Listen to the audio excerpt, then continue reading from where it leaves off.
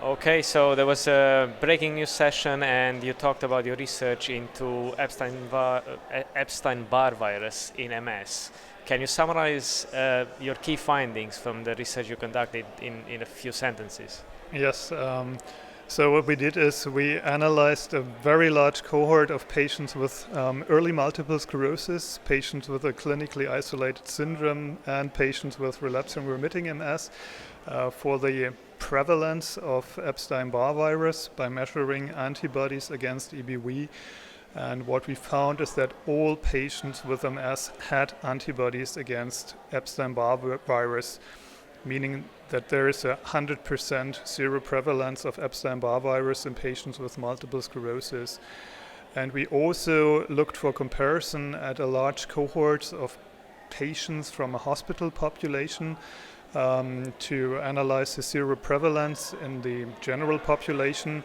And as it already has been shown in many other studies, the seroprevalence in the general population in patients in the age range of patients of MS, 20 to 40, is about 95%, and in patients with MS, it's 100%.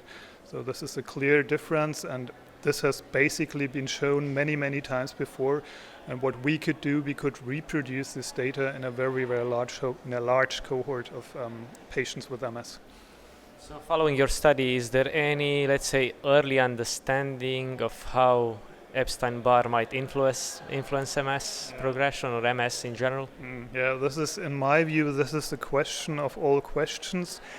It is unfortunately not yet known by which mechanism EBV is involved in the development of MS, but our data and a number of other studies clearly suggest that EBV might play a key role in the development of MS. There have a number of hypotheses been made, but I should say that so far the mechanism is still not clear.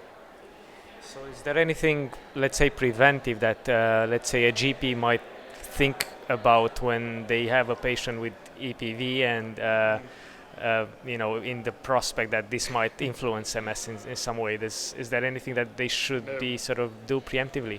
No, currently there's nothing that can be done. EBV is very prevalent. Many people are EBV seropositive. Only a small minority of these persons will develop a MS at one point in time.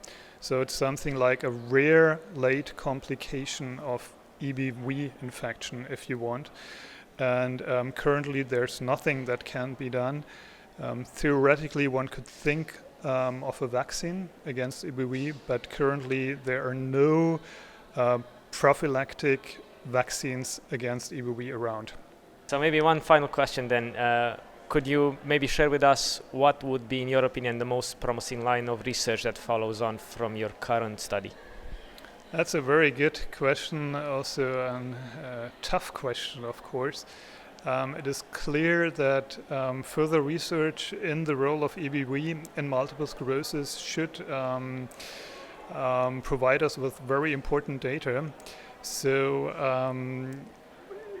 it is difficult to tell right now where to continue, but maybe one should look very close at the EBV-infected B cells.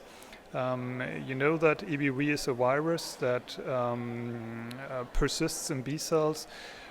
We know that therapies targeting B cells are highly efficient in multiple sclerosis, so there might be a possible link, and it might be worthwhile to look at those EBV-infected B cells in detail.